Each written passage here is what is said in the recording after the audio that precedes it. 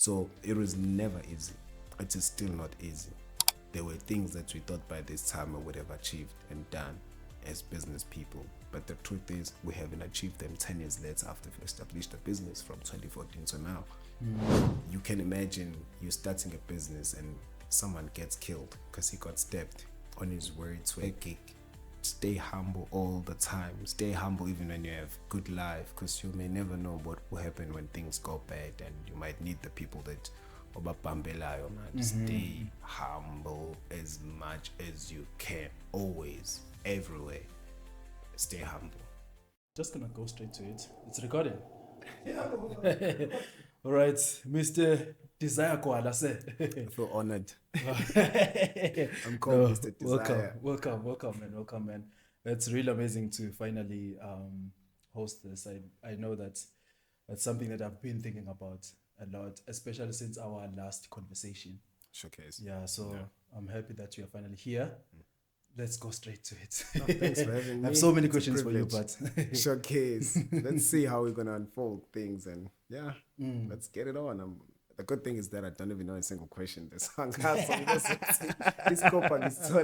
yeah, no, I think the reason why I didn't want to, because I had the questions with me for quite some time. I don't like into engage on the spot. I prepare a lot of things, but one thing I always try to do, not to send questions beforehand. I think I told you not to say, my guy, I'm not gonna send you the questions because I think there are people that I can send questions to before I interview, but I think my last I almost said my last interview, but my last conversation with you, it was so authentic and genuine. When I was like, no, I need to sit down with this guy. And because I wanted that energy, I was like, no, I'm not going to send you any questions. Yeah, no, let's project that energy. Let's have a decent conversation Yeah. and see where it takes us. Yeah, right. So how do you feel? No, man, I'm feeling good. Those who know me would know. I say I feel so Pamakondovias all the time. That name is on the dictionary, man. You must check it out. No, I'm good. Yeah, I'm good. Yeah, all right, okay.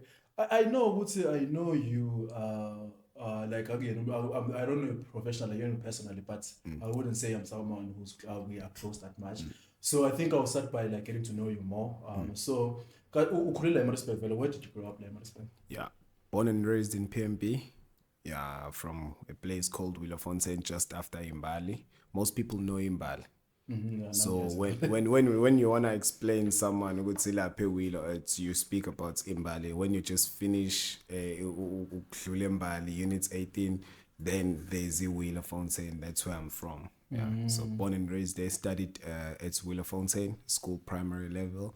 Then I went to Fezoguhle. My mom tried so hard for me to move from this one primary to another one because she believed they would say I will like make great friends and just to get to know people from a different place from where I was born and raised. Yeah, also then I went to Ntsigaye, so that was my high school level. That's where I studied. Then I went to tertiary, which was Umgungundlovu Civet College. Yeah. So yeah, you will know more as I continue with saying what happened. No, fine. But when you were growing up, Wielefontein, do you have a particular image of Wielefontein like that is always on your mind? It was struggles, man. It was struggles. Coming from a strict family, my mom and dad, they were united in raising us. That it wasn't easy. Like I wanted to go and play out with other kids, but my mom wouldn't allow me in order for me to go out and play. So I grew up in that kind of environment whereby like parents are so strict and united in raising us. It's just me and my brother, so there was no girl at home. So yonke into being taught Gezizicha, Koroba, all of those things. I grew up in that kind of a family. So when you speak about the picture of me young, it's just struggle of life, wanting to fit in the community, but being raised by this family that is so strict. But yeah, that's what made the desire that people know today. 100%. When did you realize, you know what, I want to take pictures? It's really troubling. I understand. I think kumele uvale iwindi man. Because umoya ungena through iwindi. yabona ngenzeka ukuthi iplan kube ukuthi le party sayikhatha bese lo mbhemi afuna ukuyifaka ave isikhathi no you must be authentic. Yeah. What was the question? Yeah, no, but my follow-up question was based on like with you growing up in Willefontein and everything going on, and you went to college as well. Ngifuna ukwazi like the moment where you were like, you know what, I really want to do photography. For me, it's not even a fancy story. It's so funny because I grew up. I wanted to go and see my brother, my young brother. They had a farewell in grade 7. Okay. So I mean, at that time I was already in high school. So the only way I could go and see him with farewell, because I was worried. Who's that girl? Is he gonna be fun? I've always been worried about my younger brother because even my parents actually changing his school for me from the other primary to another one. I had to look after my brother. That was part of the primary goal. So, growing up, I've been taught that I need to look after my brother in such a way that sometimes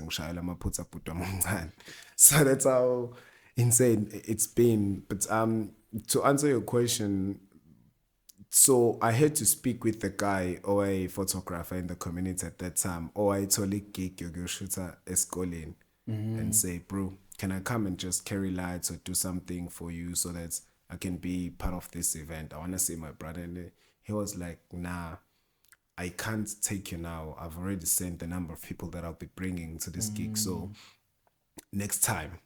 And I was like, I didn't understand what he means when he said next time.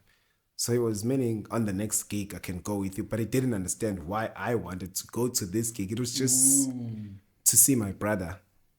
With farewell, yeah. Grade and make 7. sure everything goes like well. He's safe, he's okay, everything is fine.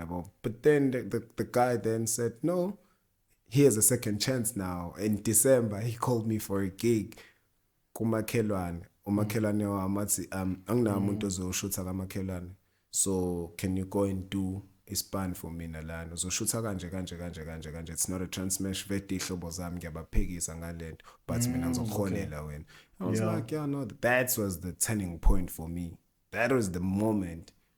It was me asking him to take me to my brother's farewell, and he declined it. Then the next time he called me, and then I was shocked. The guy gave me 100 rand. I'm like, I'm getting paid 100 rand just to take pictures. $100. $100. Back then, it was a lot of money, and I was like, I'm onto it. From that time, I fell in love with photography because I felt like I'm getting paid to literally do nothing. So I'm still shocked up till this day. I would say the only thing I do is photography, and it has made me the person who's known, who's invited into interviews, who's traveling the world and all of those things. But that's how it started, by just an invite. Nice. Yeah. Do you still remember your first camera that you owned, and how did it feel to, take the first shot? Yeah, the first camera that I owned, I still have it today. It's 1300D. It's the only camera I ever bought. It was expensive, man. It was, when I bought it at that time, it was 13,000. So you can imagine years back being a student and you buy this camera. Yeah, it's like a startup as well. As a startup, and it was 13K.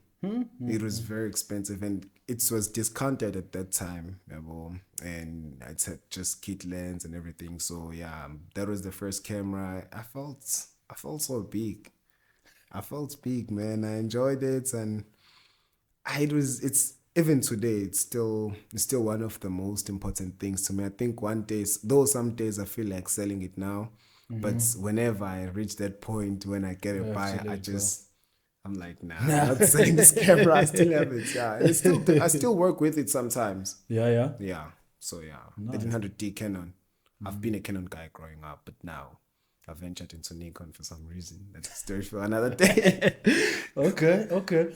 And then, do you have like one picture, one image that you have and you are really proud of? And when you were taking that kind of a picture, what was going through your mind?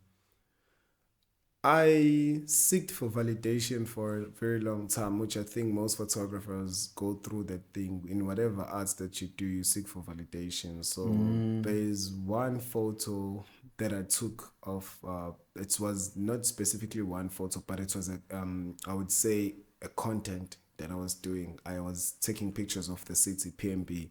Okay. And it was the first time in my life getting a lot of likes and reaction on social media. I didn't think it would do that much of effect. When I just took the streets of PMP, I woke up early in the morning. I remember it was 6 a.m. and I said, I'm doing this concept. I just started shooting streets, buildings, and everything. So I've got a couple of those photos. I always share them when Facebook reminds me of the day. Oh, yeah, nice. About the memories.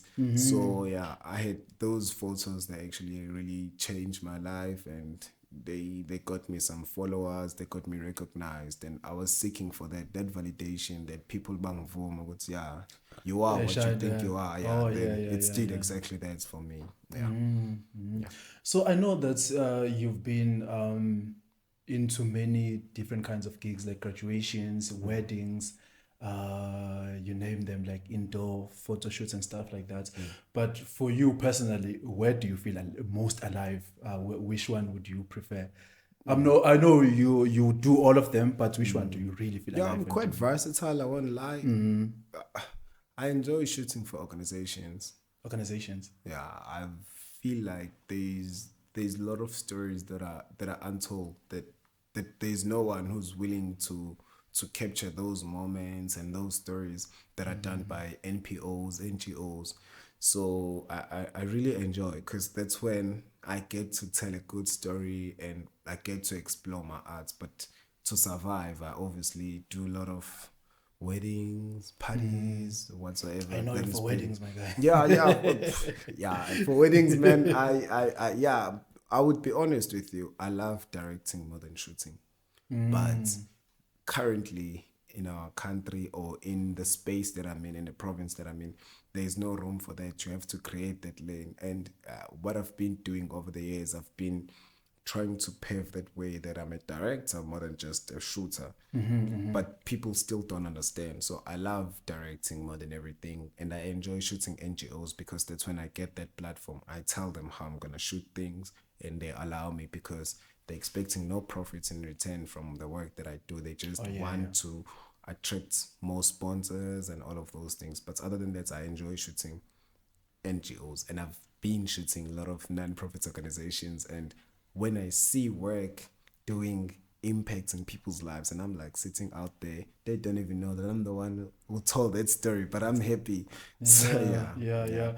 When you say that, you remind me of, because I know, like, of course, you are professional, like, person, especially when it comes to like the business, the job that you are doing, the service that you're offering. But I always kind of like feel when I'm sitting with you, I always like kind of feel like there's part of you that is very fond with like community building or something like that. In fact, I remember there was one of the posts that you made on Facebook. I think you correct me if I'm wrong. It was those social experiment. You were talking about friendships and real connections. And I was like, oh, that was like something else. I just wondered like what was behind that? Like how did you come across, or how did you end up doing something? Yeah, over the years, I've realized for people like us, man, you would know there are those who are well connected, coming from well-established families, as maybe their parents are politicians or maybe they're involved. For me, it was me starting from the ground roots. I had no connections. I had no one.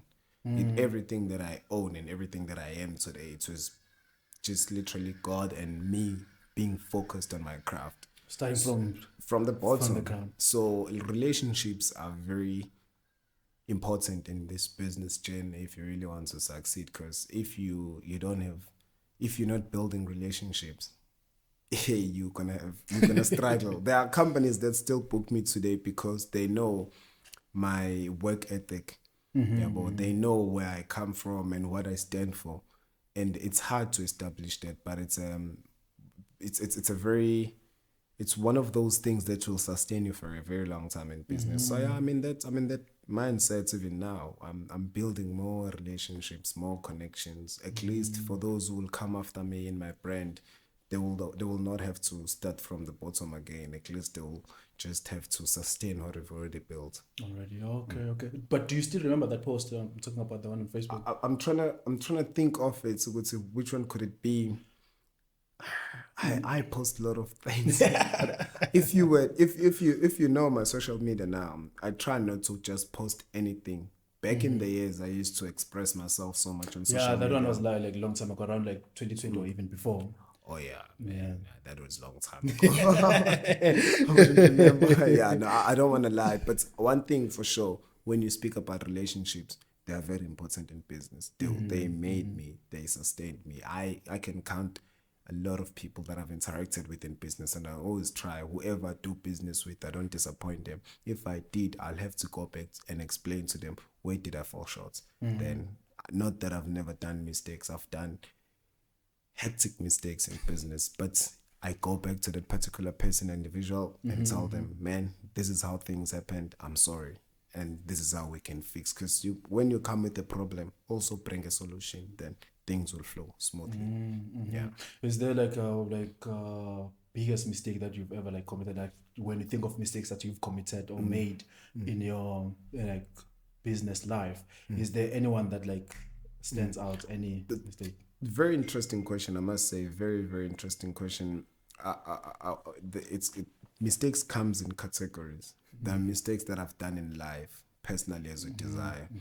I've done mistakes of trusting and working with wrong people, and I fell down, but I'm back now on my feet. Yeah.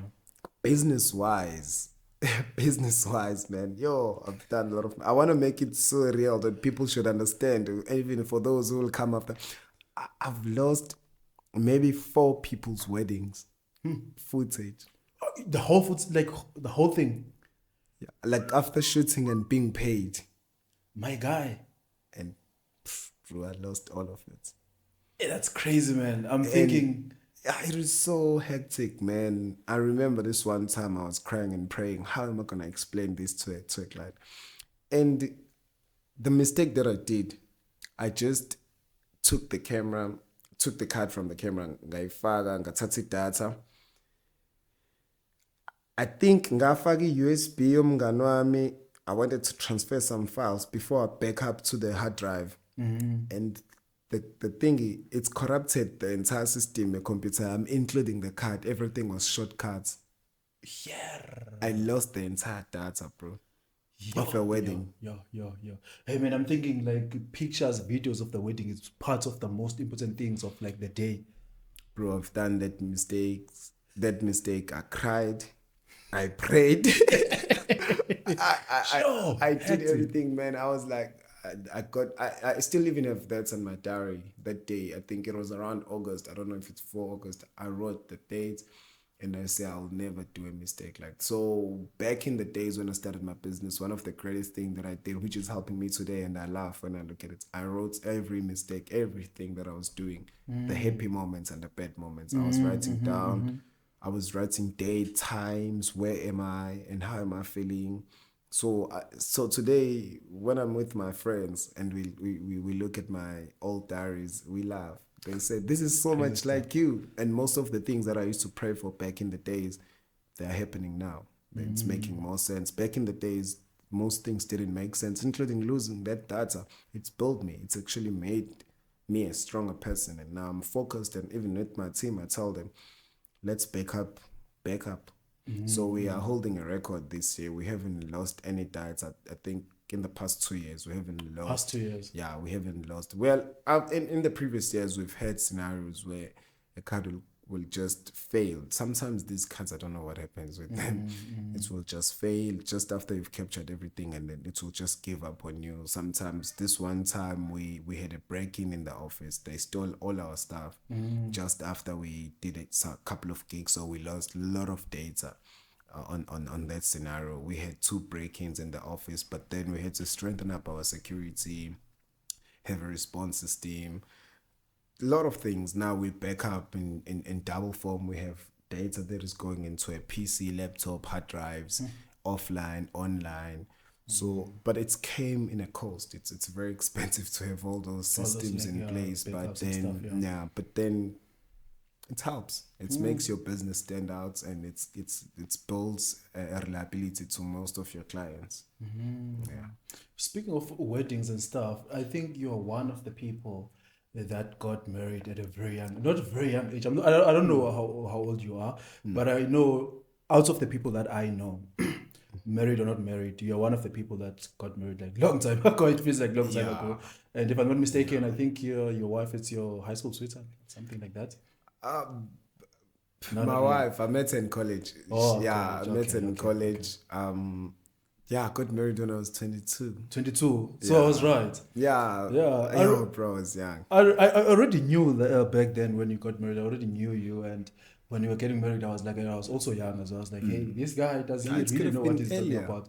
Yeah, not necessarily to talk more about like marriages and stuff like that, but I want to kind of like know from you, the person that you are now, what has marriage like contributed to who you, the desire that you know today? I think for me I could have even got married earlier than that, to be quite honest. Really? Ever since I got into any relationship, even before my marriage, I never dated a girl with no purpose of marrying them.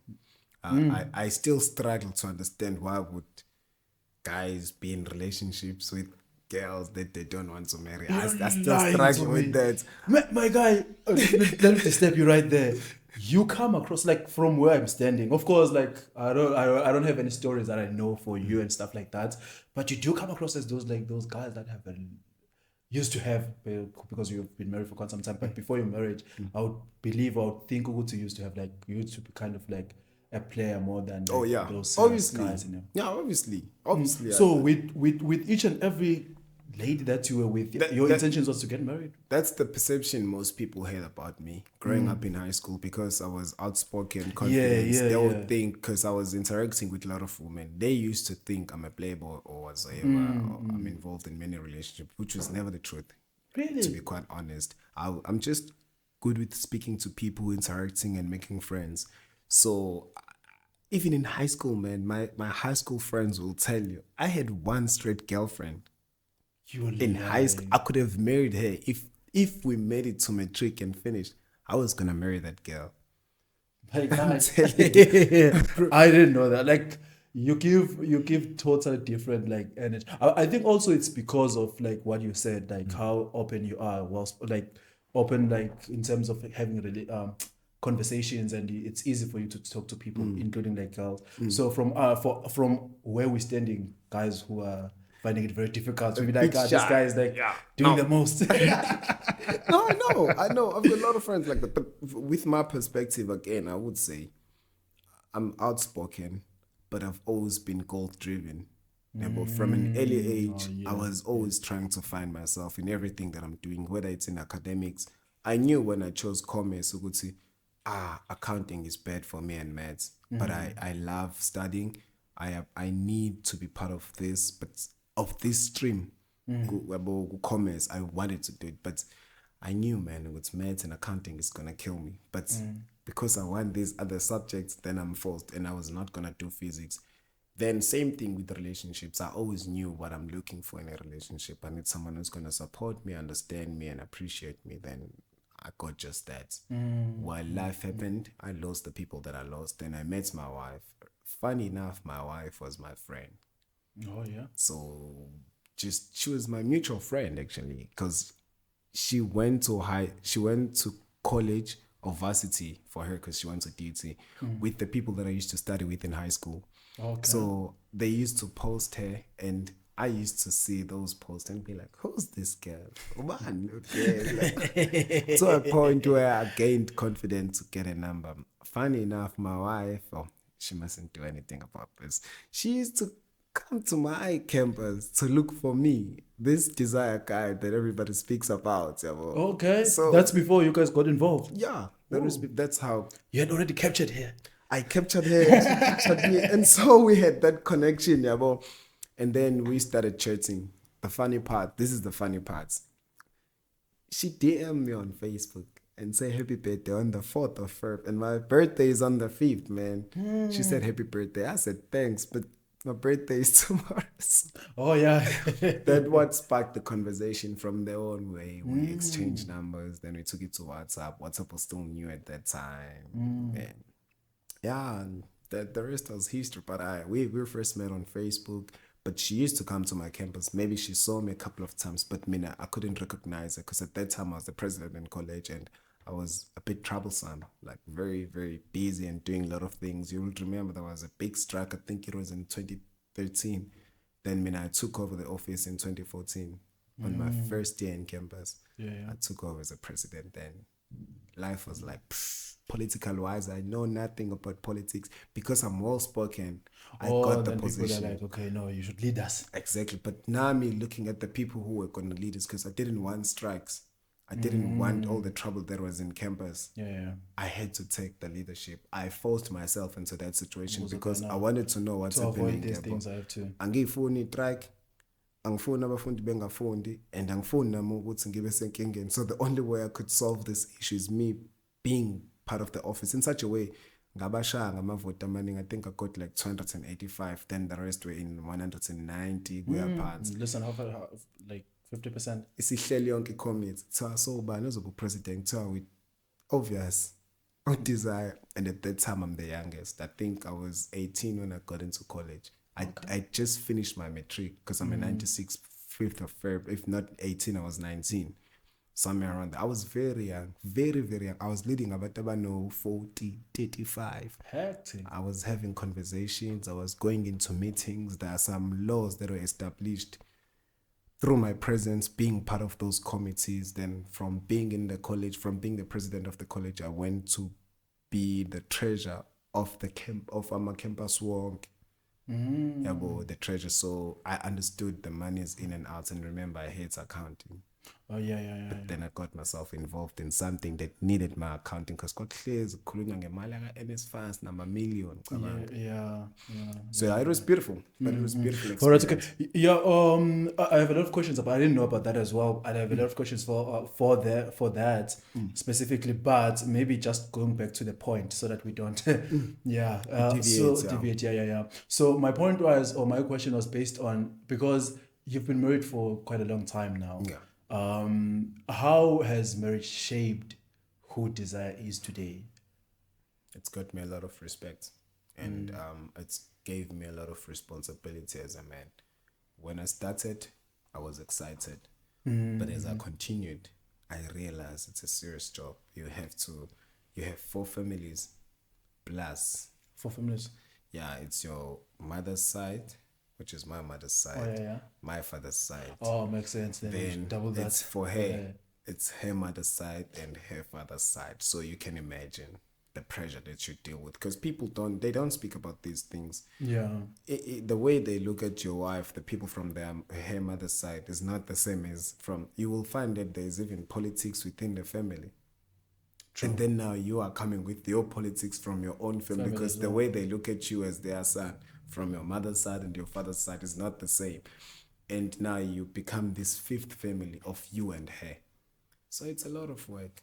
It's a lot of responsibilities. But I think the sooner you start the journey, the better, because the older you grow, the more you have habits that you can't change. But this journey needs people who are willing to adapt to new things. You need to understand, compromise. You need to understand her. You would not love everything about your wife. Maybe you loved her body shape when you got into a relationship. You fell in love with her eyes and the way she speaks. And now you are staying with her full time. You don't like the way she actually loves. You're not in love with that. And you have to learn to love it. And it calls for maturity and growth to learn. Maybe you don't like the way she cooks. And it doesn't mean that your marriage won't be successful just because she can't cook. Maybe you need to work very hard and hire yourself a chef. Why not? Why not? Your wife can't cook, then get yourself a chef or something. Or you are the one who must cook. So those are some of the things, and you need to learn to protect your wife from many things, from family, from friends. You become more like a father, as a husband, a brother, a friend, and you need to know every time which role you need to play when you're in a relationship, because some days you can't really be a husband. She will feel like you're harsh.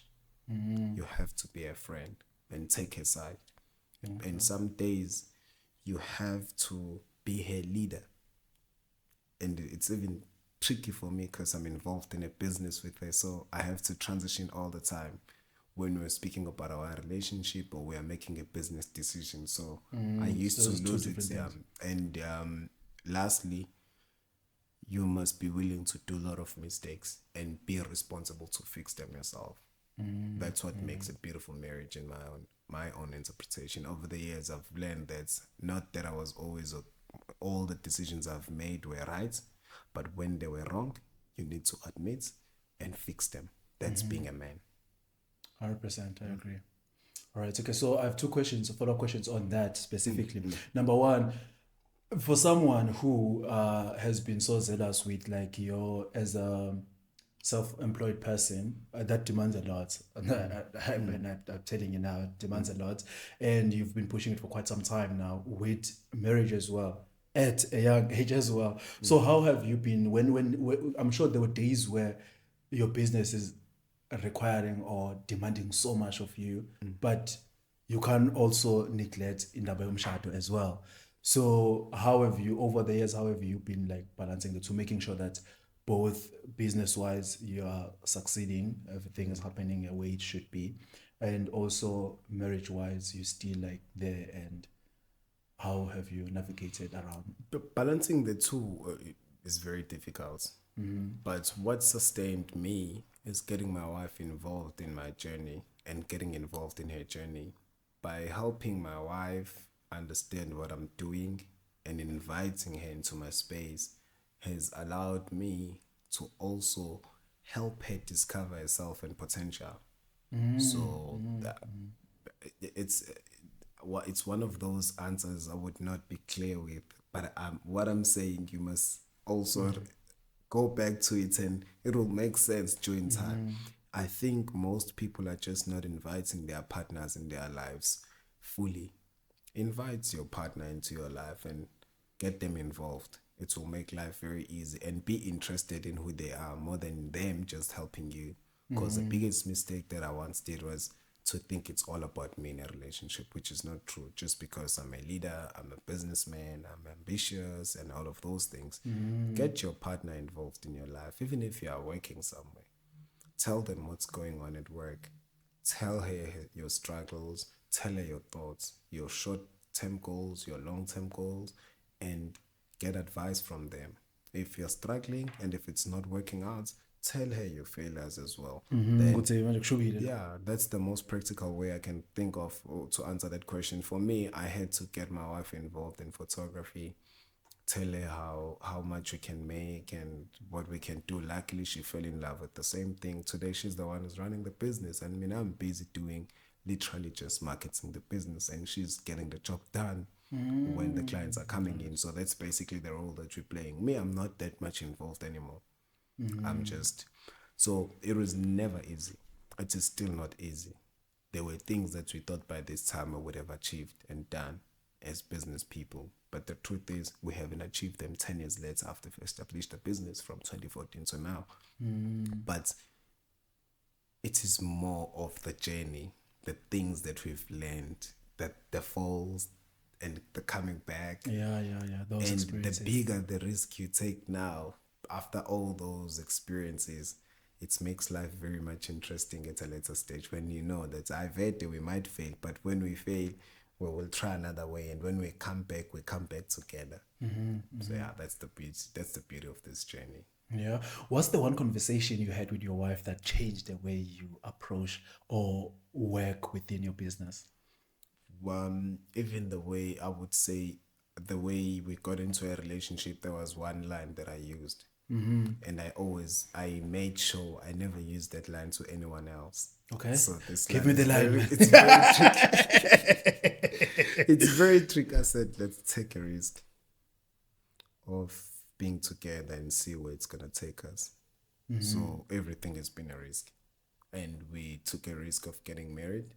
Yeah. The way we got married, we never had a big wedding and all of those things. We just, everything that we've been doing has been about me and her. We went straight to home affairs. We got married together.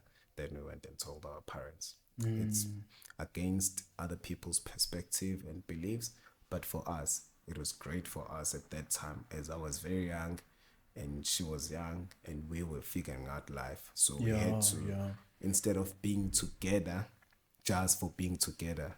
We had to honor ourselves and our belief at that time and officiate our thing. And then we got the family involved. Then we started the process of paying the important things. And then she was involved even in that process. So it's a journey that continues. For me, it was taking a risk. Everything has always been about taking risks. As a businessman, you take risk. As a married person, you take risks. It's all about risking, and the higher the risk, the higher the reward. Now, I think I'm in that state of saying I can point certain things. The rewards have been good for my risk taking. That's beautiful.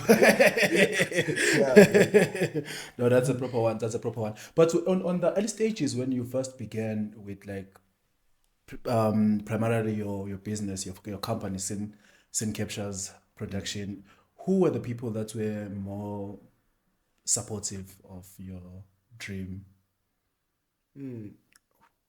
I do have people that were very supportive. It's so unfortunate to go to today. Some are late, about like my brother Msenti, one of my great partners that I've lost. And he died on his way to a gig to look after me because I had these people who didn't understand what I was doing, but they could feel the energy because I'm heading somewhere. So he lost his life trying to look after me. That's a story for another day. But that has been the most painful thing that I've held in my heart throughout the journey. It has molded me, made me, and turned me into someone that I never thought I can be. But it's one of those people who were 100% behind me, and I lost them. And the worst parts, losing them like that was very hectic because you can imagine you starting a business and someone gets killed because he got stabbed on his way to a gig. I was already there. I'm sorry to disturb you. I do remember that, and I could feel from afar that was like a big loss for you. So what happened? We just got, at that time we didn't have exposure, bro. It was hard. We didn't have exposure. We took any kind of gigs. So we were shooting in a club, a local club. Yeah. And then I remember very well on that day we played Kaizer Chiefs and we just lost. We both supported Kaizer Chiefs and Kaizer Chiefs just lost and we were feeling down. And he was undecided if he's going to come to a gig or not. But I thought he was going to chill with his girlfriend. I was sure of that because he said, I know Bram and I know Mom. So I thought like he's going to chill with his girlfriend. Then now we moved with the other guys because Babekhle is being pelezela when I go to a gig. Got there, within even 5 minutes, someone came and told me, hey, bro, umjito shutha ukwaziwe la ngaphandle. I'm like, umjito shutha I mean. Said, no, lo munye ukwaziwe ngaphandle. I'm like, ukwaziwe. Then I didn't even stop. I ran like, and I got him. People were taking pictures of him. Flashes were all around, and he was lying down, bleeding. His girlfriend on the side crying, and I'm like, bro, what's going on? He just called me with my Zulu name, ngo babambe, mfethu. Hey, babambe, when the show to babambe, and I'm like, man, I lost my mind. What's going on? What might have happened? Then luckily, I think the club owner or someone sent the car. I didn't even ask. When the car parked, I just grabbed him. I was wearing my Sin Captures t-shirt, the white one. The white ones, I remember. The white one. Took it out, tried to stop the bleeding. Straight to the hospital. Slenge move even in. He keeps on saying the same thing. Oh, babam. And I didn't think of asking the guy who did this, what happened. Got into the hospital. The securities were nice to us. They said, this is an emergency, get inside. Ulimele khanda lo muntu is bleeding. We got inside. Safika la in a reception. That's why adlulani. This is an emergency. Hey bro, only to realize it's in Qimbile ngihambe esibhedlela at that time. Ingqondo yami yaphaphama ngaleso sikhathi. Sadly, the nurse said this is not a big problem. Lo muntu right. Indaba bentakiwe, and we're like, nah, he wasn't even in a club. But nah, bleed and into encane. Like, okay, umbandisha umbosele eceleni. Then mina, I went back with the car. Ngathi bafethu ngifuna ukuyoreport ekhaya ukuthi kwenzakalani. Then I went back home. ngiyochazela abantu hey mase ngifika kubo umuzi wasekhaya it's his house and my house so I couldn't walk into his house, couldn't go there. Then I went straight to my mom. Nakhona when I got home I couldn't speak to my mom. I told my wife, I would say this has happened. Sandy got stabbed, blah blah blah, but if anything happens I'm gonna call you. I'm going back to the hospital. Then I left.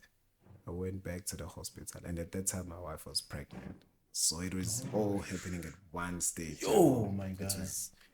We had this thing called Vision 2020. We've been doing it since 2014, since we started the business, saying on 2020 we'll be the best company. And then 2020, the third, my friend got stabbed. Sure. And we lost him. We buried him on the 13th. And then my wife was pregnant. Then we also lost the baby on the same, on February. Our birthdays were on February. Me and him, this guy that died in January. Yeah. We were supposed to do a big birthday celebration because the previous day we had just done mine. And I wanted to combine our birthdays because Sen's birthday shut down. Yeah, I lost him. How do you come back from that, man? It wasn't easy, boss. It wasn't easy, but it changes you. It changes you, the way you view people, the way you look at life. Even on the funeral, when I was speaking, on his funeral, I had to be very careful because the killers might have been there. Oh, but you had no idea who were the killers? We still never got the closure. So you have to be very much careful on how you speak. I had to speak peace. I had to be that guy who's strong. But then on the private side, on your side, you're dying and you still have a business that you just started and you want to rise. And you still have gigs that you still need to go to at night and you have to be strong and firm. Then also you're losing your child after that, because my wife after that, I don't know if it was because of many complications or whatsoever happened, but straight after burying my friend, I had to bury my child. The second month, my wife lost the child. She was in a coma for 3 days, and I had to make a decision. I would say we have to bury the child while my wife is in a coma because we don't know if she's gonna wake up or not. And they told me since it's a premature, then I had to make that decision, which we are burying the child while my wife is in a coma. So when I buried the child, on that same day, I had a big wedding that I've been booked for. So I buried the child. I didn't go back to the house, Gwala, and whatsoever, the things that were being done. People went there. Straight from Ematunen, I went to a wedding and joined my team and had to do my work. Oh, man. And in the wedding, especially the ones who were getting married. I remember walking in and everyone was shocked to the table. And I could feel the tears. I was feeling weak, but everyone was like, hey, sorry, man, we don't even know what to say. I'm like, I know, guys, let's enjoy the wedding. Let's move. Man. Yeah. So, man, it's one of those things when you look back, you really can't believe you've been through those kinds of things, but they make you. Here I am today. I can help other people be okay because of the situations they're going through right now. Yeah, no, that's tough, man. That's tough, man. But I'm curious to know about the nurse that said everything was fine. Like, what happened there? I think it's hospitals, they have that tendency, because even with my wife, they said before she lost the child, they said she's complaining too much, weak. And my wife said she's not feeling okay and she doesn't feel the baby moving anymore. They said same hospital, same treatment. So it's one of those things. I'm glad I didn't say the name of the hospital because the purpose of the podcast is not to destroy people. Exactly. Off camera, but you must know me so that I can avoid it, man. No, at all costs. I've made peace. I've grown and I've realized how systems work in our country and in the society as a whole. But really that's what makes I always push by all means that my business stands out and I do things better than other people. Never treat people badly, even if you're working for government, because you may never know what you will need from those people. So Sure, man. Yeah, that's a tough one. I can't even imagine how I could come out of that like alive and be just okay. Of course, like you're not just okay, but like it's amazing how you've like, for the fact that you are able to talk about it, like take me through that. It really shows that you've dealt with it and you've overcome it. Had So no ngicabile choice. kahle hle. Had no choice. You only have two choices when you go through a problem. It's either you let it overcome you or you overcome it. So it's up to you to choose. Do you want that to be the end chapter of you, or do you want to continue trying? So for as long as we're still alive, we have to fight till the end. You see, those words, man, they're not coming from the mind, they're coming from the heart. I can feel them from the experience. Sure. All right. Okay, man. So, this is so now that you, I want someone who is in a position where they want to start something from scratch. You know, with the book that you recommended to me, one of the biggest things you can easily think that you are being lazy or you are not capable enough, but it's just the fear of the unknown or the, the fear of like basically fear that ends you or have you end up not starting what you always wanted to start. So I want you to take me through exactly the moment you decided to start scene captures and what could you ignore that made you build it. Yini lena ongazange ukwazi uyi-ignore anymore. And then you decided, you know what, I'm starting this thing. It was tough. Fear is part of life. Even in these days, I have a lot of ideas that I still want to explore in scene captures, and some I delay, some I try. So I don't want to be fake and say it's easy. It's not easy. It's very difficult to start something and make it people's thing. Like today, scene capture is no longer my company; it's people's company. Exactly, It's belong to the people now. So that's being said, if you still want to try something or start something, don't think everything is gonna work out the way you want. Just just know that things you might want to move from point A to point B. Maybe life will take you to Z before it take you to B. It's not just going to be A to Be B. flexible, be teachable, and be humble. You will gain a lot of things by just doing those things. And I'm still to this point, I work with a lot of great people in the industry, and they don't know my story, and some try to abuse me even in this stage, and I humble myself and I just look down. You'll be shocked. As much as you have so much respect for me because you've had a direct conversation with me, you've seen me growing from nothing to something, you respect me. But I'm currently meeting people who are very much great that I used to watch on TV. I'm rubbing shoulders with them, and they actually have no respect for me in this day and age. So never think it's the end. Just because you started, it ends there. The journey continues. You still need to grow, still need to be strong, and you still need to remain focused. So I always reflect in my life. What am I doing? Am I still on the right lane? Sure. Yeah. So that's one thing that got me starting, was knowing what I want. I wanted this. So I only had me to make it happen. Everyone who's joining me now, they must know I'm the first and the last. I'm gonna make sure this works no matter what. I put in the hours, I put in the effort. Sometimes I'm tired, sometimes I'm lazy. But once I reflect back and realize what's no, desire, remember this is what you want and this is what you are going to do. So I do it. By all means. It's not always easy. It's tough some days. Some days I don't even want to show up. Some days I don't even want to pull up to a gig. But I have to make this work. I have to remember why I started this journey and who's gonna make it work. And I've been betrayed along the journey. People left me. People lost belief in me. And when I was at my lowest and dealt with all these things that I've told you about and more, I also lost confidence in myself. I deviated a bit from my vision, but I was the last. I was the first and the last. I'm the one who's running this vision. So I get back to my mind and I work it on. Back in 2014, the first year of the Scene Captures production. The establishment, yeah. Yeah. What did that fear look like, man? It was hectic. It was hectic. I couldn't even tell people what I was doing. But I think the likes of Mr. G, who's from Scripture Union, one of the organizations that I worked for, they helped shaped me in terms of public speaking, Okay. gaining confidence, and I was very much lost, but they really did help me in a way, I would say, keep it focused. So I had to have right people around me, have the right associates, your mentors, your friends, make sure it's good people, and never be afraid to lose people.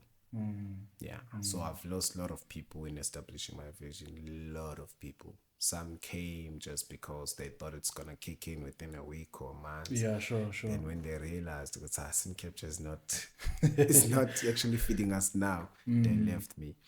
And it's the most beautiful thing that can ever happen in your life when you lose people that you need the most in your job time. They just go and your establishment still come out great without them. So it really shows it's not about the people you meet, it's about you and the vision. Your vision must remain yours and you must make it alive. You are responsible of your vision. Even my parents, they didn't believe in me. Amen. But I mean, I wouldn't blame them because you did commerce, and that's what they see when they see. That's what they see. Financial guy also be so most of them are one say I know for the camera. No, I don't blame them. But even last week, I spoke to my mom. She was like, I posted one picture of myself. I was wearing glasses. She said, "You look so smart. You look so clean. You could be working in a parliament or be something within the government. Why are you worrying yourself with all this photography thing?" And I'm saying, "Mom, but I look after you. I provide for you, but you still don't believe in me. What's wrong with you?" So you, even till this day, there are family members that I avoid interacting with because they don't believe in this thing. They don't understand what technology, how much content means to people now. Life is all about content. Life is all about it's getting digital. Yeah, We're getting to the AI, and some people are finding it very hard to adapt to that energy. And it's gonna take them years before they see it, and some will never even see. I had a conversation with one of the greatest people today, and he told me he doesn't have social media. I was left with nothing but to laugh at him because he wants to market his book, but he has no social media and he has nothing, and he doesn't even have funds to pay those. But he's a legend and he has so much great story that he has done for people. And he wrote that all down, and all that knowledge and wisdom is going to go down the drain of not being known or heard because he's ignorant. Times are changing, especially after COVID. It showed life is changing, bro. It's getting digital content. So this is the best time to be a photographer and a video editor or whatsoever. If you are sleeping on your talent, you're not gonna make money. You're gonna end up working for a man that is gonna pay you peanuts, and you would never be happy all your life. Ish man. Yeah, I wanna conclude it, but you know, let me tell you something. Man is worrying me. Why does it sound like I'm speaking to you? Don't get me wrong. There's one thing that I want to clarify. We are not all the same. There are those who would get employed, and there are those who will employ others, and everyone is important. But if the calling is for you to lead. But if the calling is saying you must work for now, work, because you may never know. With the experience that you are gaining from that particular company, one day you must use it to open doors for others. And you must not, when you're starting your own thing, don't fight with the people who gave you experience. Make them understand. And if they don't understand, then that's their problem. You live peacefully. Don't burn the bridges. Live peacefully. Like me with the person that I used to work for. I left peacefully. Now I'm doing my own thing. He's my friend today. He checks me up. Even today I was chatting with him. Yeah. He loves what I'm doing. He's now inspired by me. You may never know. Maybe one day you'll be the reason that company that's helped you is surviving in the future if you keep your relationships right. I help even my competitors. I refer clients to them. Bro, they will be booked up for a day. They would definitely, when they're booked up, my competition, they will refer people to me. And you'll find that on that day, it was my lowest day. I had no income. I had nothing. Because and they come through. I believe in relationships. I do things accordingly. Don't burn bridges because you may never know what's going to happen in the future. Maybe you will need someone's signature or someone's advice in a level, maybe in $1 million level, or connect or deal that you need to make, and only to find out you can't even speak with the previous CEO because you are the CEO and you had your ego and you left them. Like, they would rather hate you. They would rather have that bad blood and bad vibes with you in that moment. But those who know truth and who knows how the game is played, they will know what's but this guy stood up for the truth, and they will forgive you and they would want to work with you in the future. It's always, sometimes it was difficult for some of my ex-employees to work with them, but I had to make peace with all of them and go follow up on them and check, how are you guys? Are you guys okay? What do you need? Can I refer you? If they're doing well and they're humble enough, I will refer clients to them. But if they're not, then I won't work with them because that's business principle. I can't refer people to wrong people. Yeah, now we are because that's your competing, name on the line as well. and some I still employ. I still invite to other gig and they subcontracts, and now they are running their own production.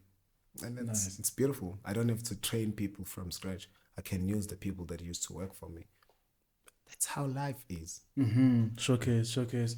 Yeah, man, look, the questions that I prepared for you, we are not even at 50%, not even half. But looking at the time and respecting your time as well, I think, we definitely need to sit down again. I feel like that was just an introduction of who you are and introduction of what you even stand for.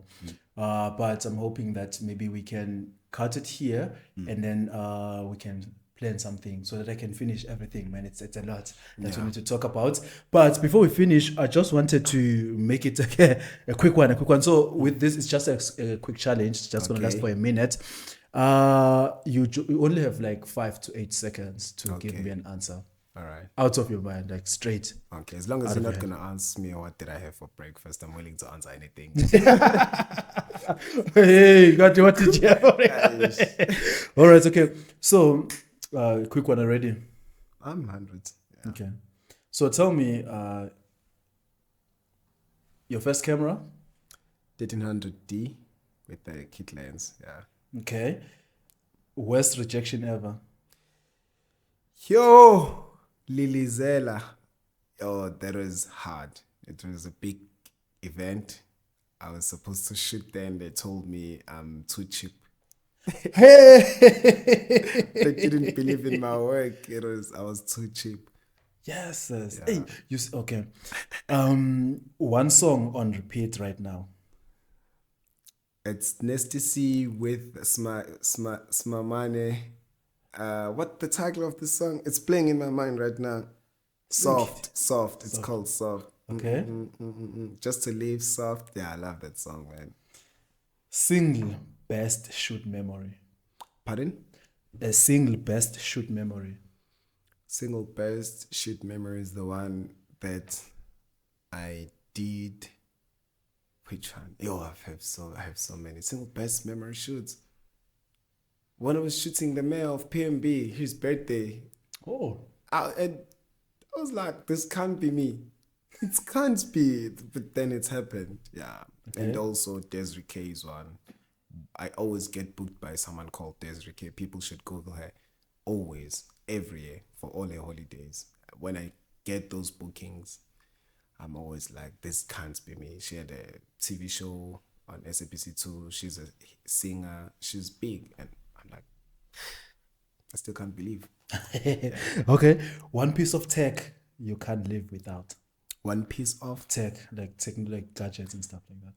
What is it that I can't live without? Bro, unfortunately, it's just my AirPods. I've got 2 right now. I think I even got another one. Like, I don't know if it's part of the things that you're asking for, but I can't do without AirPods, like earphones. Every time, once I get a moment to be alone, I always have something to listen to. So yeah. All right, okay. Before now, ngiyabonga mfethu for intwana mfethu elalele Shanice lo kanye ibukile ekasi. If there is only one thing azoyithatha mfethu, what would it be from what we just spoke about? Nah, always be humble. Always be humble. I'm still humble up till this day. I work with a lot of big people and some don't respect me, but they will learn along the way who I am and what I stand for. Stay humble. Just because you have made it or you're going to make it, don't think that's the destiny. Always be humble. Be humble as much as you can. don't allow ego to control you, because it's easy to let ego control you, and ego is going to make you ruin a lot of relationships. Stay humble in your craft. Stay humble even when you're dope. Stay humble when you get a big paycheck. Stay humble all the time. Stay humble even when you have good life, because you may never know what will happen when things go bad, and you might need the people that obabambelayo, man. Stay humble as much as you can, always, everywhere. Stay humble. Mr. Desire Gwala. Vilakazi. Thank you so much, sir. Thank you so much. Appreciate Looking forward to the next one. No, very soon. Very soon. Thank you for having me.